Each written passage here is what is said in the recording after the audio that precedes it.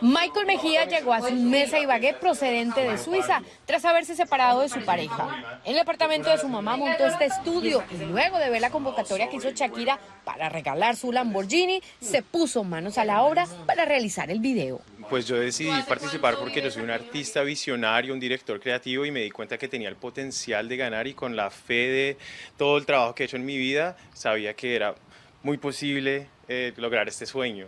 Durante 6 días, de día y de noche, creó cada personaje que aparecía en el video soltera, incluyó a su mamá y con un programa de animación le dio vida a cada dibujo. Pues fue una estrategia como de incluir a todas las personas que estaban en el music video de Shakira, las mejores amigas, incluir como ese disfrute de la soltería, Shakira como el centro, con las esposas rotas, brillando más que nunca. Días más tarde recibió un mensaje privado de la cuenta de Shakira y empezó a vivir su mejor sueño. Michael no tiene claro cuánto puede valer el Lamborghini Urus, pero de lo que sí está seguro es que se quedará con él en Estados Unidos. No, yo me quiero quedar con ese Lambo, tengo proyectos como de pronto hacer un reality dentro del Lambo, como llevar a pasear a los fans de Shakira o otra gente famosa que ama a Shakira para cantar sus canciones, mirar la manera de cómo potencializar esto aún más, generar ingresos. Para los que se preguntan cómo le pagará los impuestos, Shakira le entregará un cheque por $90,000 para los gastos iniciales. Llevamos hablando de una posible serie o película de 100 años desde 1968, entonces sí me impresiona que finalmente llegó el día. Rodrigo García, hijo de Gabriel García Márquez, recordó que desde su época se habló de adaptar 100 años de soledad al cine, pero su padre siempre se opuso, convencido de que su obra no podía ser recreado en la pantalla. Pero en un rincón del departamento del Tolima, un ejército de productores, actores y más de 10.000 extras desafiaron las palabras del Nobel de Literatura. Nadie puede perderse la experiencia de leer el libro y nadie debería después vivir esta nueva experiencia. Laura Mora y Alexis García, los directores de la serie, recrearon con detalle y dedicación el universo de Úrsula Iguarán y el coronel Aureliano Buendía y sus 17 hijos con 17 mujeres diferentes, entre tantos otros personajes del mundo mágico de Macondo. Cómo capturar el humor del Gabo, la pasión, la violencia. Gabo está constantemente burlando, mamando gallo, y creo que él pone una lupa a la sociedad colombiana. 100 años de soledad es la serie más cara de Netflix en Latinoamérica, con una inversión de $50 millones con 2 temporadas de 8 episodios cada una. Corresponde a las sagas familiares en general, a las historias de sangre y de generaciones, y lo que corresponde a las vidas en su profundidad. Pero serán ahora los lectores de la obra quienes confrontarán los personajes que tienen grabados en su mente con los que aparecerán en las pantallas de la plataforma de streaming desde este 11 de diciembre. 100 años de soledad cuenta con más de 50 millones de ejemplares vendidos y fue traducida a más de 40 idiomas. Ayer con mi papá y me dijo que no hay gas, no hay agua, las carreteras son un desastre. La situación, mano, todo el mundo lo sabe, ese no es un secreto para nadie. Arnoldo es un ciudadano venezolano que llegó a Colombia hace menos de 2 meses. Asegura que decidió irse de su tierra por el resultado de las elecciones presidenciales celebradas el pasado 28 de julio. Por la sencilla y simple razón de que allá no sirve nada. El ingreso mensual de migrantes venezolanos a Colombia aumentó en un 40% en los primeros 8 meses del año 2024, según el Consejo Danés para los Refugiados.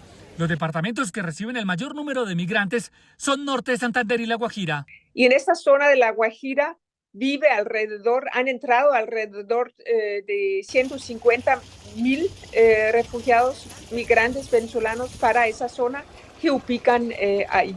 Que realmente es un gran número para una zona realmente bastante árida y con bastantes problemas que existen ahí. Charlotte Slente, secretaria general del Consejo Danés para los Refugiados, apunta a que el flujo de migrantes hacia Colombia podría aumentar si Nicolás Maduro se posesiona como presidente el próximo 10 de enero. Se espera una continuidad en un número de ingresos. Las autoridades colombianas aún no tienen los datos consolidados del flujo de migrantes en 2024. Sin embargo, hasta enero se contabilizaban 2.800.000 ciudadanos venezolanos viviendo en Colombia. En medio de la mejor época para el turismo en Costa Rica, El Departamento de Estado de los Estados Unidos emitió una nueva alerta de precaución para quienes viajen a nuestro país. Se trata de una advertencia de viaje nivel 2, que sugiere tener una mayor precaución debido a la criminalidad. Se advierte de delitos violentos como robo, homicidios y agresión sexual. El Departamento de Estado usualmente está verificando cómo son los índices de criminalidad de los países y haciendo recomendaciones para su ciudadanía. Es lógico pensar en que se incremente esa alerta hacia Costa Rica, puesto que efectivamente los últimos 2 años han sido los más complejos en términos de criminalidad general, pero más allá de eso, de la violencia homicida. El año pasado rompimos récord de homicidio doloso y este año estamos muy cerca de la tasa de homicidio con la que se cerró el año. Las advertencias tienen 4 niveles. Desde el año anterior, nuestro país se encuentra en la segunda categoría. Ahí se habla y se señala temas que tienen que ver con los cuidados normales en las playas, en las zonas alejadas, turísticas, por peligros de robo, de asalto, de extorsión, incluso hasta de violencia tipo sexual. Sí es muy desafortunado, pero es una alerta que ellos efectivamente tienen que indicarle para que el turismo y su gente, si llegan a Costa Rica, tomen las medidas de precaución. Según las estimaciones del ICT, el país alcanzará los 2,6 millones de turistas por la vía aérea al finalizar este año. En la última década, más de 11 millones de estadounidenses visitaron Costa Rica, convirtiéndose en el principal mercado emisor de turistas hacia nuestro país. La verdad, es algo que es inolvidable y sobre todo para esta época que Navidad, para que salgan con las familias y vengan y disfruten eso. Con un recorrido mágico de más de 1.300 metros donde 300 figuras luminosas cobran vida, este año el festival Brilla promete un viaje visual único, elementos brillantes de hasta 12 metros de largo y 6 metros de ancho que se combinan con efectos especiales, tecnología de vanguardia y música bajo la temática de 4 elementos. No se pierdan la programación, más de 300 actividades gratuitas en toda la ciudad y que esta sea una oportunidad para que todas y todos disfrutemos del reencuentro, de la paz, de la armonía, de la posibilidad de darle a la esperanza una oportunidad para construir una ciudad mágica. Una experiencia que para los miles de residentes y visitantes que pasan festividades decembrinas en la ciudad estará durante 45 días. Sí, todo muy bonito, sobre todo este avistamiento de ballenas, está muy bonito. La temática de los 4 elementos del Festival Luces Brilla invita a los asistentes a reconectarse con la naturaleza y reflexionar sobre la urgencia de cuidar nuestro planeta. Hemos recorrido como el elemento agua, pero todo muy bonito, como todo muy conectado a los 4 elementos. La edición anterior, Majestuosos, atrajo a más de 290,000 visitantes y para este año, con espacios más amplios, se espera superar más de 300,000 visitantes. Travis Timmerman, ciudadano estadounidense, fue encontrado por habitantes de una locación al sur de Damasco este jueves. Dijo a reporteros que permaneció preso por 7 meses luego de entrar a Siria caminando sin permiso desde Líbano en una misión cristiana. Estaba solo en una celda en prisión y en la madrugada de este lunes, el lunes de esta semana, tomaron un martillo y derribaron mi puerta. Dijo a los periodistas que nunca fue golpeado y que se le proporcionó alimento, pero aseguró haber escuchado torturas en otras celdas. Al respecto, en una visita a Jordania, el secretario de Estado Antony Blinken afirmó que el gobierno estadounidense trabaja por regresar a Timmerman a casa. No puedo darles ningún detalle sobre lo que va a pasar exactamente, pero estamos trabajando para sacarlo de Siria y traerlo de regreso a casa. Timmerman fue asistido por un habitante de una localidad cerca de la capital de Siria, quien lo cuidó por breve tiempo. Lo encontraron alrededor de las 8 a.m.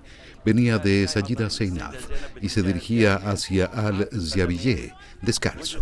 Un guardia municipal lo encontró, así que lo llevamos a nuestra casa, lo alimentamos y durmió durante aproximadamente 1 hora. El estadounidense liberado de 29 años de edad dijo estar bien y por ahora permanece en Siria. Es el reporte, soy José Perralete de La Voz de América, en Miami para Tele Aruba. El presidente está conmutando las sentencias de 1.500 personas que fueron puestas en confinamiento domiciliario durante la pandemia de COVID-19 y que se han reintegrado exitosamente a sus familias y comunidades.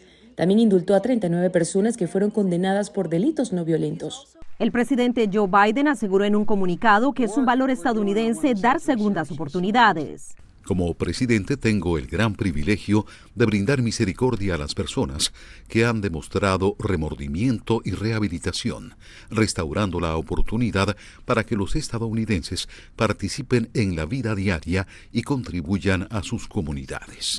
Dentro del grupo de personas indultadas se encuentra una hispana, Diana Bazán Villanueva, de 52 años, quien fue condenada y cumplió su condena por un delito de drogas cuando tenía 20 años, pero quien logró reconstruir su vida y formar una familia, según detalló la Casa Blanca. El presidente ha emitido más conmutaciones de sentencias a estas alturas de su presidencia que cualquiera de sus predecesores recientes en el mismo momento de sus primeros mandatos. También es el primer presidente en otorgar indultos categóricos a personas condenadas por simple uso y posesión de marihuana y a exmiembros del ejército que pertenecen a la comunidad LGBTIQ+, condenados por su orientación sexual. Biden sigue analizando peticiones y se esperan anuncios adicionales antes del 20 de enero del 2025. Tomaré más medidas en las próximas semanas. Mi administración continuará revisando las peticiones de indulto para promover la igualdad de justicia ante la ley. La administración Biden asegura que esta es una jornada histórica, ya que este es el mayor número de perdones y conmutaciones de sentencias ejecutado por un presidente en un solo día, y resaltan el beneficio para los estadounidenses de a pie, beneficiados por este poder ejecutivo. Informó Celia Mendoza, de La Voz de América, desde la Casa Blanca para Telearuba.